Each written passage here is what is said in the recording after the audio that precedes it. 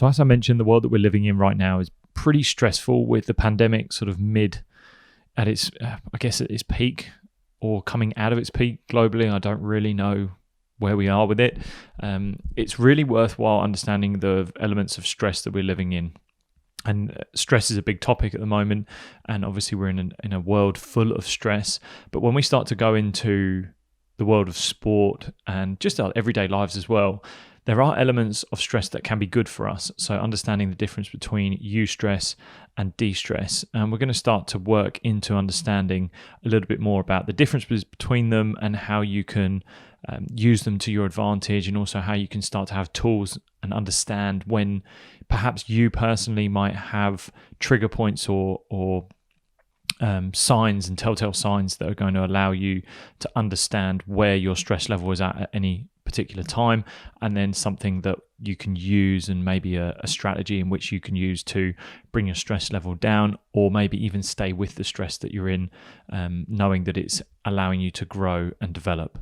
So we have these two sets of stresses, eustress and distress. Now, eustress is a stress that is allowing us to grow and develop. And this could be translated into, if you're going into the gym, you're putting your body under physical exertion. So you're going and lifting weights, and you're fundamentally stressing the body. So you really are putting a stress on the body, but it's actually a stress that, yes, you break slightly in the sense that you're tearing muscle fibers, and then that stress that you add onto the body allows the body to repair later on and build you bigger and stronger. The same goes for our mind. If we have a challenge or a new hobby or something, I give the example of me learning the guitar. It's a challenging thing. I'm learning new skills, and sometimes I don't get it right. But actually, it's challenging me in a way that's, you could say, is stressful. But after time, I start to learn this new skill, I learn this new hobby, and then it develops into a brand new skill, and I've become better than where I was before. So it was enough of a stress to have an impact to make me change and grow, but also it wasn't too much that I was smashing the guitar up and it was completely throwing me into a downward spiral. And it was not enough of a stress that would have a negative impact on me. And really, it does look at how you view that stress as well. So having this eustress allows us to grow, allows us to develop. And like I said, if you're going into the gym, you're pushing your body to a point where you're growing and you're developing, but it can also very quickly turn into a distress. So if you keep with the analogy of being in the gym, then you're pushing your body. If you were to do a workout, an intense workout for 4 weeks straight, and every day you're pushing your body to beyond its limit, there's going to be a tipping point, both physically and mentally, where you either burn out or you break. There's an injury, and that's where you've transferred into distress. So you haven't allowed yourself to recover. You haven't been able to bring your cortisol levels down and really have this understanding of where your stress levels are at.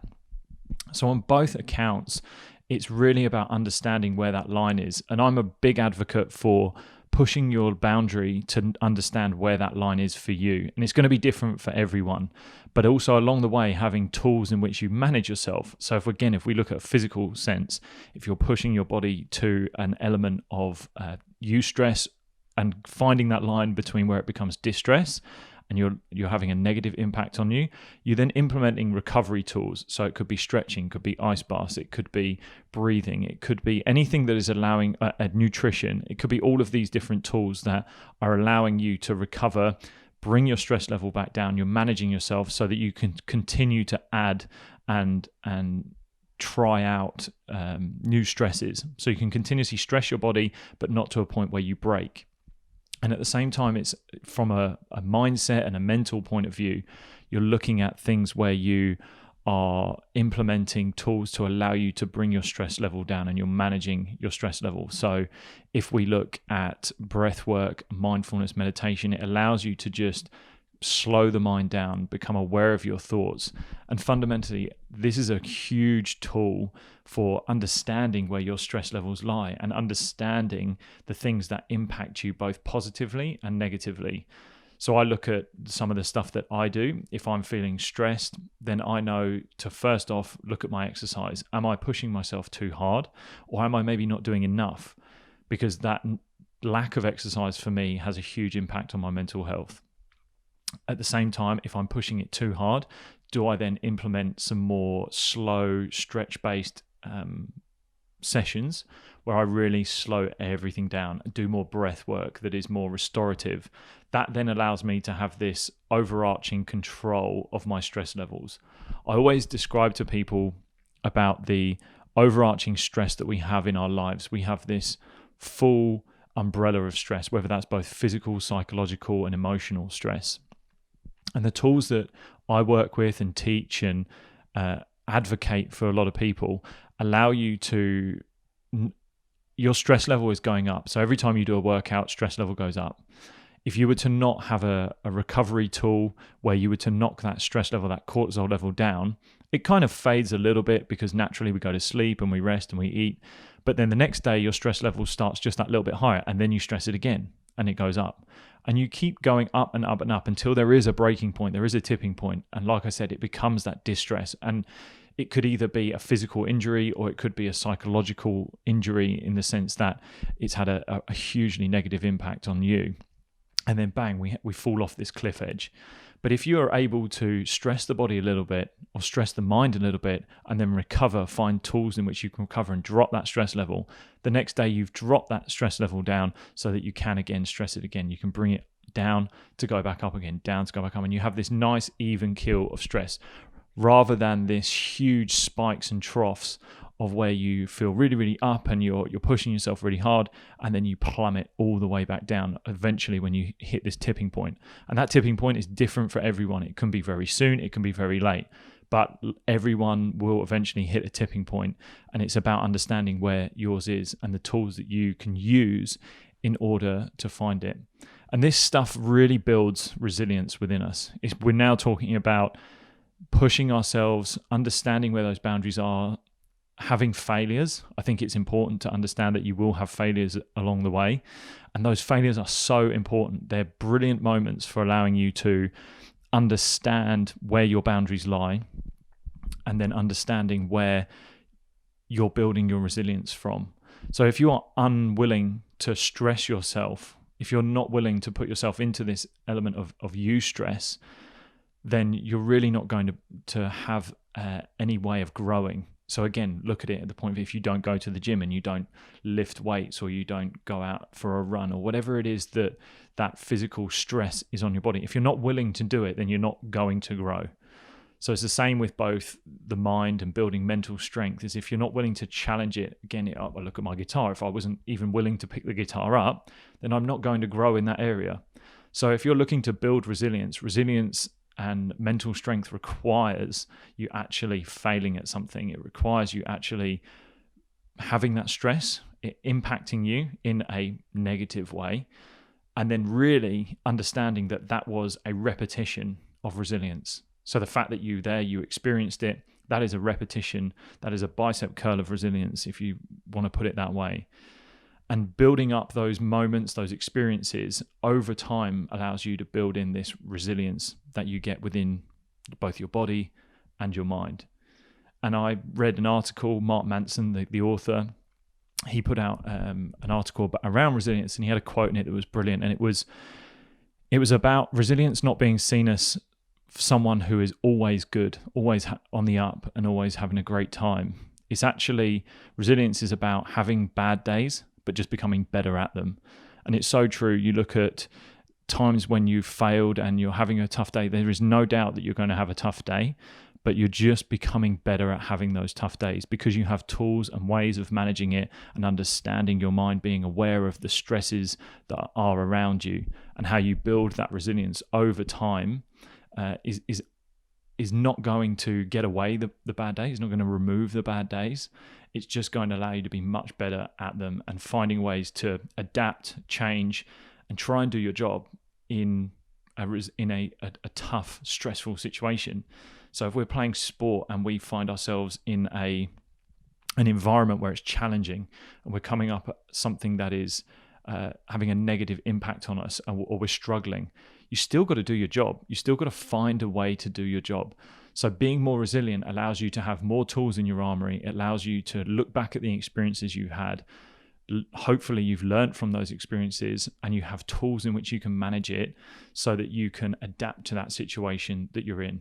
And a lot of that does come down to your confidence from those experiences. So learning that each time that you have these experiences where you are challenging yourself, learn that because you got through it, because you came out the other side, that has given you the confidence to be able to do it again.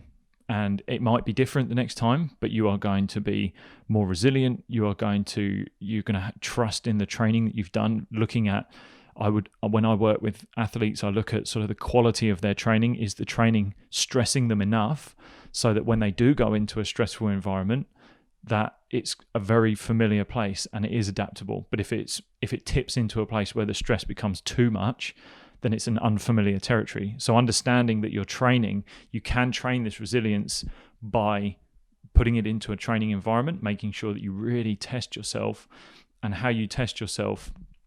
And you're actually looking at your mental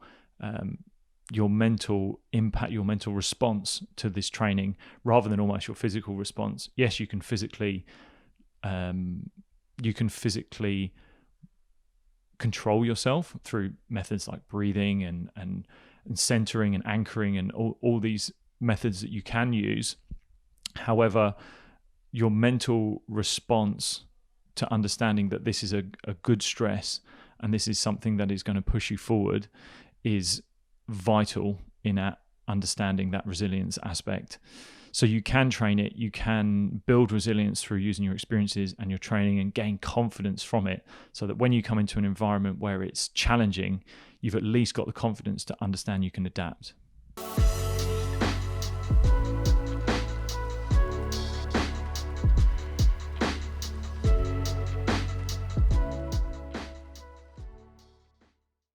A simple technique that you can use in this instance of training your mind to deal with the resilience and probably gaining the awareness of where your stress levels lie and just understanding when there's probably physical reactions to stress is mindfulness. Mindfulness gives you the great ability to understand where your thoughts are at, what it is that you're thinking at that particular time, and then what you have control over, because we don't have any control over what is going on in the past or what is to happen in the future. So understanding and using mindfulness and using it as a tool to build that repetition of resilience, I see it more as if I'm sitting, and I did a meditation for athletes, a mindfulness meditation for athletes, which I put on YouTube. If you simply type in meditation for athletes, the sport yogi, you'll find it. And it was a meditation that was built around allowing your mind to be distracted. So allowing your mind to, whether it's a thought that comes in and bringing awareness to that thought, or maybe it's a sound outside. But as soon as you found that distraction, as soon as you found that thought and you found your mind wander away from the anchor point that we were focusing on, which was your breath and the sensations of breathing, then when you brought it back and you came back to that anchored, centered point and that focus point, you've done a repetition of resilience, essentially.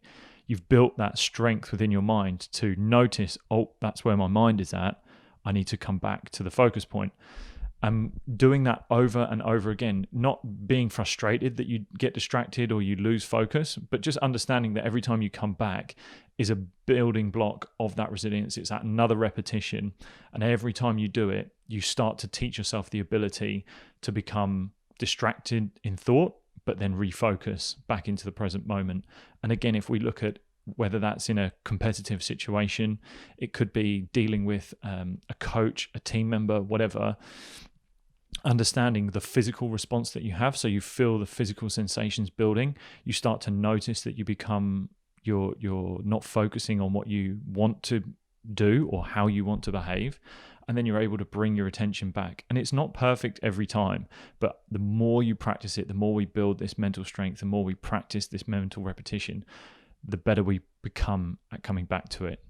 So really using something like mindfulness allows you to have this awareness of where your mind is at in a stressful situation. And again, goes back to building that mental strength and resilience.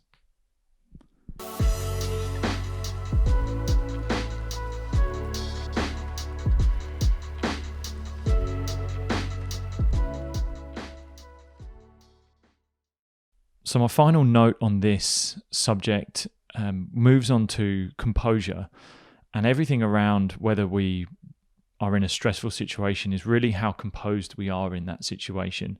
And this year I was really fortunate enough to have worked with Graham Winter, who was the former chief psychologist for the Australian Olympic team. I did a podcast with Graham in the past, so go check out that podcast with some amazing content within that conversation. But in some of the training sessions that I had worked with Graham on, we did some training around composure. And it was the first time I'd ever seen it fundamentally brought into a structural context within training. But I think I resonated with it because I felt I'd done it before in the past, whether consciously or subconsciously. And the way our training worked was we were looking at not how players physically played the game. We were working in a cricket scenario, but we weren't looking at how they physically dealt with the technical or the tactical side of the game.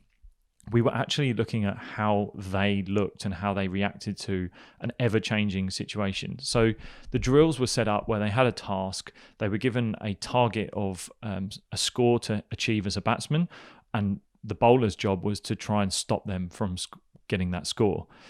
And we would set the target, we would set zones where the batters could hit. And then before they went into that scenario, we asked them, what does your composure look like? If you're composed, what do you look like? So tell us what you physically look like. What are we going to see? Are we going to see you breathing slowly? Are we going to see you, perhaps you're analyzing, you're looking around, you're being very aware of what's going on, or maybe you're just kind of more internal and you're slowing everything down and you're feeling in control. Maybe it's your posture. What do you physically look like in your posture?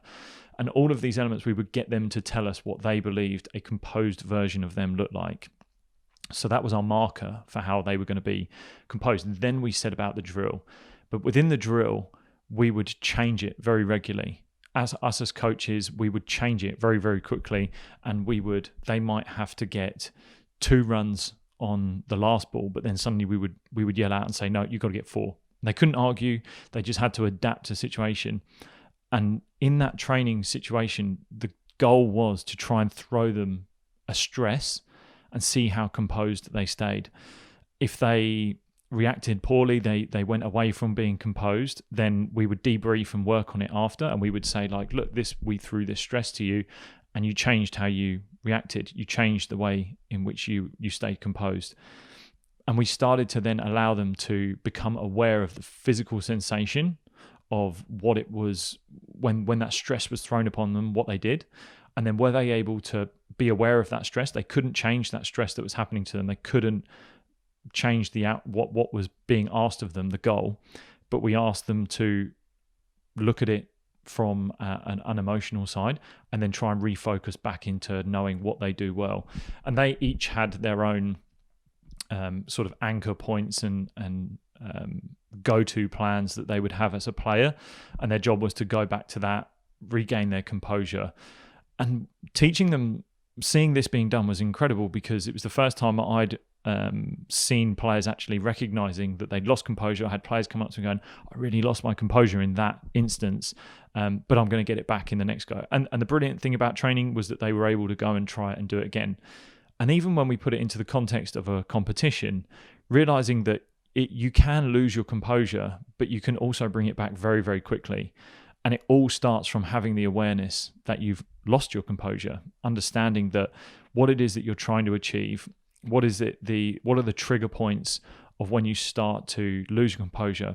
I felt myself playing a match this year and I had lost my composure, and the awareness that I had happened within the space of about 5 minutes. So I'd realized that the game wasn't going my way. There were things that had changed and I couldn't really control them. And the way in which I lost my composure was I changed the language I was using around my teammates. I became a bit more frantic. I became a little bit more, I'd say, aggressive. And that changed my composure. I looked different. I could tell I looked different. I could feel different. But within 5 minutes, I'd been able to notice that I'd lost that composure, and then went back to, for me, my go-tos are taking a deep breath. It's the best way for me to come to the present moment. And then I would have the feeling of my feet in my shoes and then the feeling of the ball in my hand and look for some fine details. And it really grounded me to that particular moment. And it'll be different for every sport. It'll be different for every person, depending on what that go-to grounding feeling is. But as soon as I was able to do that, I was able to refocus and then engage with the task that was at hand. Went back to my game plan. I felt far more in control. And knowing from experience that when you don't have control, everything can spiral out of control very, very quickly. So at the end of this, I would really encourage players to look at the way in which they're training. People, whether that's amateur to professional, I would always encourage to look at, are you actually measuring your mental response to your training? Is your training stressing you enough that it's challenging you to change your composure, or is it throwing you out of your composure? And if it is, then are you able to find your way, find your method of regaining your composure under stressful situations? Because ultimately the best performers are able to stay calm under pressure. They're able to make good decisions under pressure. And not only that, they can influence the people around them much better. And from that, performance goes up. I think that's a good point to make, that it does have an impact on those around you. If you are frantic and you are losing your composure, it can be almost contagious. So understanding that not only are you doing it for your benefit, but you're doing it for those around you as well.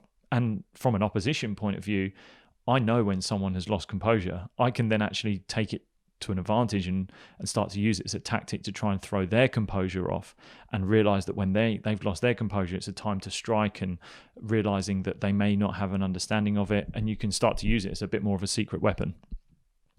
So look at your training, look at how you are are you stressing yourself enough that you're able to challenge yourself, and you can debrief. And again, if you fail at a training task or something that you set out to do and you fail at it, that's okay, because you can learn from it, and also it's an experience. But if you're not willing to put yourself into that experience and almost try and teach yourself to lose composure, then you're never going to know what losing your composure feels like and then regaining it again. So yeah, look back at your training, look at how you can potentially throw some elements of stress in there, some elements of uncertainty, ways in which you can adapt, and that will help you build that resilience, that will help you build that strength and awareness being the most crucial part to start it all off, to come back, refocus and start again. If there was ever a bit of advice that I would give, it would be to start to learn about your breathing. So again, this is something that I use, but it's something that if you look at the best performers when they are taking it could be a free kick in football or soccer, as some people will say, a free kick, and most players like Cristiano Ronaldo, who's one of the best in the world, he takes a big deep breath before he takes his shot. He's really composing himself. Again, fly halves in rugby that are kicking a goal, they'll take a big deep breath, they'll refocus, recenter themselves, regain that composure before they perform their task. And just doing all those things allows your chances of success to go up. So breathing would be the number one go-to for me, and you can always reach out to me if you want to learn more about your breathing, how you can use performance breath work to improve both your physical but also your psychological performance within your sport. So that's all I have for this week's episode. I hope some of this has given you a bit of an insight into understanding how you stress, you stress and de-stress, and how different stresses can be good for the body. If you'd like me to go into a little bit more detail, then again, reach out to me, lewis@lewishatchett.com, and I can look at doing some more of these episodes. But other than that, I hope there's been something that you can take away from this. I really enjoy being able to write notes on these sort of topics that I find. But if there's something that you want me to talk about, then please reach out to me. Anyway, I'll see you guys again soon.